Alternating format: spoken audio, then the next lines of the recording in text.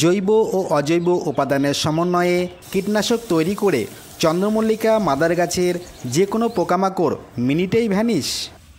বন্ধুরা, চন্দ্রমল্লিকা মাদার গাছ থেকে চারা তৈরি করবার সময় চলে এসেছে, কিন্তু যদি দেখা যায় যে মাদার গাছটিতে এইভাবে মিলিবাগ চেপে ধরেছে, পাতাগুলি জটা ধরে গেছে, তাহলে কিন্তু চারা তৈরি করাতে পড়ে থাক মাদার গাছটিকেই বাঁচানো দুষ্কর যদি এদের প্রতিহত না করা যায়।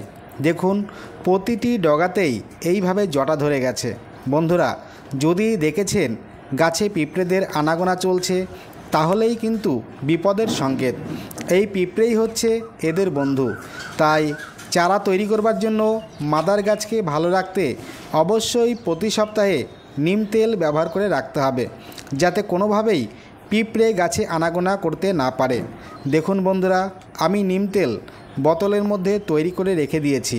এই নিম তেল 1 লিটার জলে 5 ml মতো মিশিয়ে, সঙ্গে অবশ্যই 1 টাকার শ্যাম্পুর পাতার অর্ধেকটা মিশিয়ে সন্ধ্যার সময় গাছে স্প্রে করে রাখতে হবে।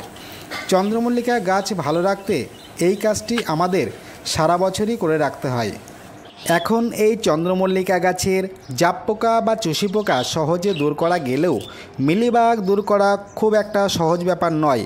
তাই আমাদের প্রথম লগ্নে নজরে পড়া মাত্রই সঙ্গে সঙ্গে তার ব্যবস্থা নিতে হবে, না হলে কিন্তু দূর করা খুব কঠিন। তবে অবশ্যই 1 লিটার জলের মধ্যে 1 টাকার শ্যাম্পুর পুরোটা নতুবা অর্ধেকটা মিশিয়ে ভালো করে জলটি তৈরি করে নিয়ে গাছে স্প্রে করে দিতে হবে, যাতে যে সমস্ত মিলিবাগগুলি রয়েছে তাদের গায়ের যে সাদা রঙের মোমের প্রলেপ রয়েছে তা ভেঙে দেওয়া যায়।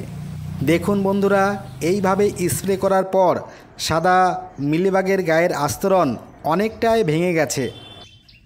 এখন এই চন্দ্রমল্লিকা গাছের এই মিলিবাগ চিরতরে দূর করতে আমাদের বেশ কিছুটা পরিমাণ লেবুর খোসা 7 দিন আগে থেকে ভিজিয়ে রাখতে হবে। এবার 7 দিন পরে তা ছেঁকে নিয়ে তার সঙ্গে 50% ফ্রেশ জল মিশিয়ে প্রয়োজনে আবার ছোট কোনো ছাঁকনিতে ছেঁকে নেব, যাতে স্প্রে মেশিন কোনোভাবেই ক্ষতিগ্রস্ত না হয়।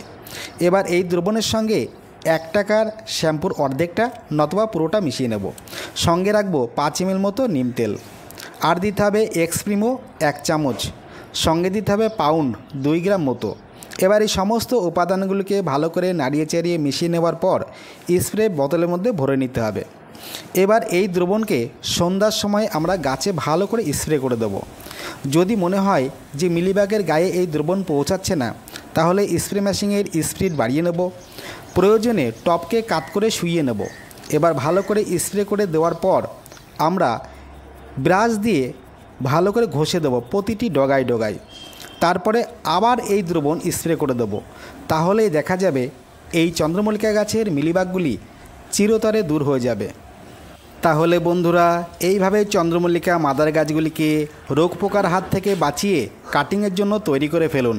বন্ধুরা, এই দ্রবণটি যে কোনো পোকামাকড় প্রতিহত করতে সক্ষম, তাই যে কোনো সমস্যাতেই ব্যবহার করতে পারেন।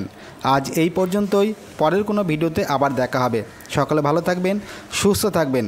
আর হ্যাঁ, কোনো প্রশ্ন থাকলে অবশ্যই কমেন্ট বক্সে লিখে জানাবেন। ভালো লাগলে একটি লাইক করবেন। সবার শেষে আবারও বলি, এই রকম টিপসমূলক ভিডিও আরও পেতে চ্যানেলটিকে সাবস্ক্রাইব করে সঙ্গে থাকবেন। সম্পূর্ণ ভিডিওটি দেখবার জন্য অসংখ্য ধন্যবাদ। নমস্কার।